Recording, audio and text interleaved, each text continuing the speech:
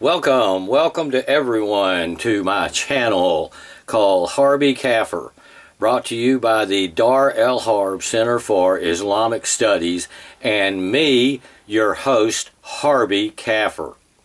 So however you found this channel, it is my most fervent hope that you will return to learn more about the ideology that attempts to pass itself off as the religion of peace, Islam, and how it affects us folks known in Islam as Kafirs. And what is a Kafir? I am a Kafir. You are probably a Kafir. Anyone that knows about Islam but has not submitted to that 7th century ideology is a Kafir. We are also called infidels and non-believers, but those nouns don't quite capture the pejorative nature of the Islamic term as well as kafir does. Because a kafir in Islam is so low as to be unworthy of life, a subhuman. And I, as well as Dr. Bill Warner, pronounce it kafir, almost like a cow's baby, a calf, and a type of conifer tree, a fir. Put it all together, you got kafir. I don't pronounce it kafir because we, Dr. Warner and I, have decided to make the word kafir our own by having a westernized way of saying it. So the best example I can think of to explain this concept of owning a word is what many of us in America refer to nowadays as the N-word. The people the word was supposed to denigrate, we have been told, have taken control of the word, making it their own by pronouncing the second syllable with a softer ga sound instead of the oppressor's harsher gur sound.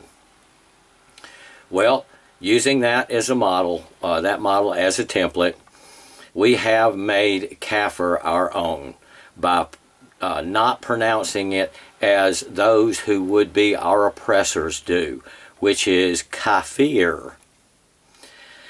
A more recent example in the news might be Kiev and Kiev. Growing up, we pronounced the Ukrainian capital Kiev when Ukraine was controlled by Russia. Now that the USSR has gone away, it's pronounced Kiev, the way the Ukrainians say it. So we here at the Dar el Harb Center for Islamic Studies say kafir, and we use a capital K as one would with any proper noun used to refer to a specific group of people. Now that we have the how does one say kafir out of the way, let's get to the heart of this lesson with what is a kafir. As I said before, I am a kafir. And after learning what a kafir is, I hope you folks that watch this will come to embrace the name kafir too. I am told the closest to the original Arabic meaning of the word kafir is concealer, and not in the sense of a cosmetic product, but as in one who conceals the truth. And that truth for them is Islam, the way of submission. That's odd because I conceal nothing about Islam. I want to tell folks all about what I have learned about this way of life and their sources that guide them in their ultimate goal of everyone submitting to Sharia. What is Sharia? Well, that is a whole nother episode. But for our purposes in this episode, Sharia is the rules of how everyone is supposed to behave so the Islamic faithful may attain their goals religiously and politically. So, I now understand that I am a kafir mainly because I refuse to submit.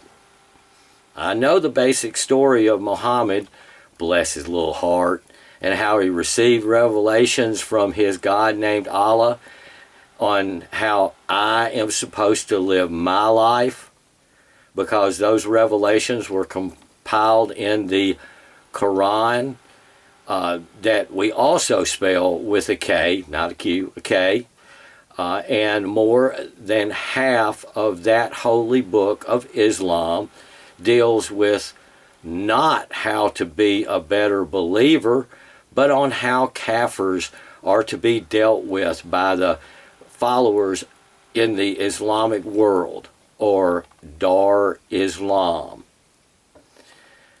So I guess I'm not the concealer type of kafir. I'd rather think of myself more of a kafir warner, like Dr. Bill of Tennessee, which of course is his nom de YouTube. And like him, I want everyone to be warned about the political aspects of an ideology that has its ultimate mission to have all the world under the control of Sharia. Islam ultimately requires complete Sharia compliance. But I like pork, beer, and bikinis way too much to ever want to see that happen. Now that you know what a kafir is, someone that does not believe that there is no God other than Allah. See, Yahweh is a different God. And that Muhammad, bless his little heart, is the Islamic God's final messenger. So knowing that, this is what the Quran says about kafirs. I remember I told you last time that a surah was like a chapter and verse of the Quran. Surah 30, verse 45, Allah does not love the kafirs. Surah 2, verse 98, Allah is the enemy of the kafirs. Ooh, so much for a loving, caring, and forgiving God. Here are some more Quranic passages that might help drive home the idea of what Allah thinks of us kafirs. One might call it a little kafir Quranic knowledge. Surah 40, verse 35, they who dispute the signs of Allah are greatly hated by Allah and the believers. Surah 9, verse 29, make war on those who have received the scriptures but do not believe in Allah. Surah 47, verse 4, when you encounter the kafir on the battlefield, cut off their heads until you have thoroughly defeated them.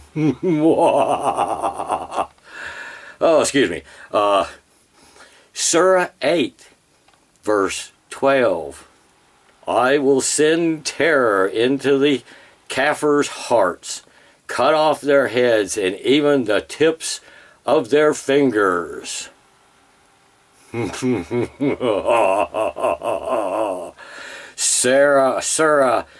33:60, kafirs will be cursed, and wherever they are found, they will be seized and murdered. And of course, as I said in the last episode, my first episode for the Dar el Harb Center for Islamic Studies, one of my favorite passages from the Islamic Holy Book is Surah 3, verse 28. Believers should not take kafirs as their friends instead of other believers, and whoever does so will have nothing to hope for from Allah. I hope this episode has helped you understand why I prefer using the word kafir in my explanation of the way of submission to all my fellow kafirs. In dealing with certain people, it is important to use the correct words. For me, it is purely political and has to do with freedoms I enjoy as a citizen of this country. And I really would rather not see those freedoms disappear because somebody of a foreign culture has moved here and cannot resist pork, alcohol, and beautiful American women. That's their problem, not mine. Don't expect me to live a life under your rules so you can get into your prophet's promised post-mortem pedophile pervert's paradise. Thank you very much for spending a few minutes of your important time here at the Dar el Harb Center for Islamic Studies. And please remember, no Islam, my fellow kafirs, so there is no submission.